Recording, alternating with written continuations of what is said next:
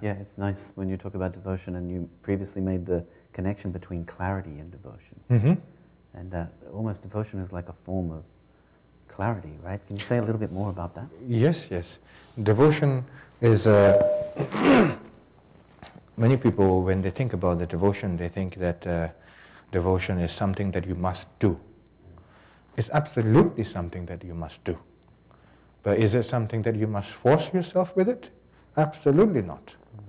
Because you cannot have a devotion, just by itself naturally.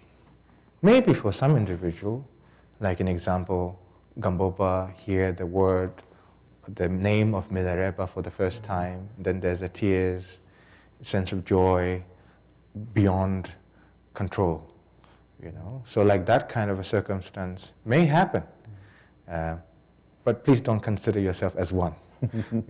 If you're one of them, you become one of them. No need to search and be that. So devotion is not something that you have to force yourself to have it, but faith in Dharma is far more important. When you have a faith in Dharma, the teachings of the Lord Buddha, and then you reduce the fixation.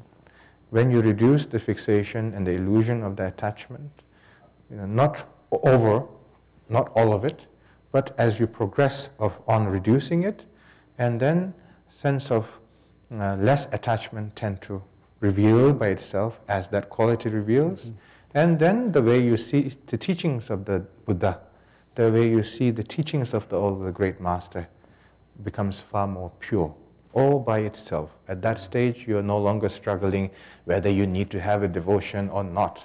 Yeah. That doesn't become the part of the question or doubt. But so therefore, everybody needs to focus on the teachings of the Buddha based on the loving compassion, as His Holiness Dalai Lama always speaks about around the world. Right? His Holiness Dalai Lama is highly realized being. He can talk about so many different things, but yet when it comes to the engagement to the general public, he always emphasizes on loving compassion, Avalokiteshvara practice. So practice can be very simple. Practice can be very simple, but based on the compassion. When you practice compassion, not to the point where you have to go to the street to do something, you don't need to prove to anybody. It's not about proving to anybody. When you practice compassion based on the visualization, the strength of the fixation tend to reduce by itself as you enter as a habit.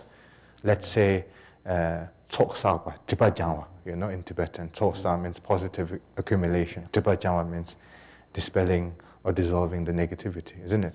So the negativity will not disappear just by knowing that is a negative.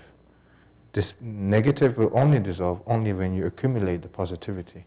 And how you accumulate positivity, what practice you do, matters. So the practice we should choose is a practice of compassion. That is the opposite of our self-fixation. And then when you practice compassion based on the visualization, not challenging yourself in the real world, okay? My insurance doesn't cover that. So when you develop that compassion based on the visualization again and again, and slowly by slowly, little by little, you are able to resist overwhelming negativity, step by step. As you overcome slowly, slowly, and then the clarity in mind tend to develop, and then compassion genuinely becomes your new version of reality, and then also the devotion to the great master, the teachings, far more become accessible to your heart. So faith to the Dharma, then devotion will naturally come. Yes, yes. When it's time. Yes, yes. Of course, you can respect to all the great master. You can receive all the teachings, whether it's from the Nyingma Sacha Kajuge, Luchon, Shamba, whichever the tradition may be. But don't force yourself to be compassionate. Practice compassion, and the result will come eventually by itself. And just like that, focus on the clarity of your mind, and then the devotion to the authentic master. You will see it, you will sense it, then you will devote at that time by itself. Very nice.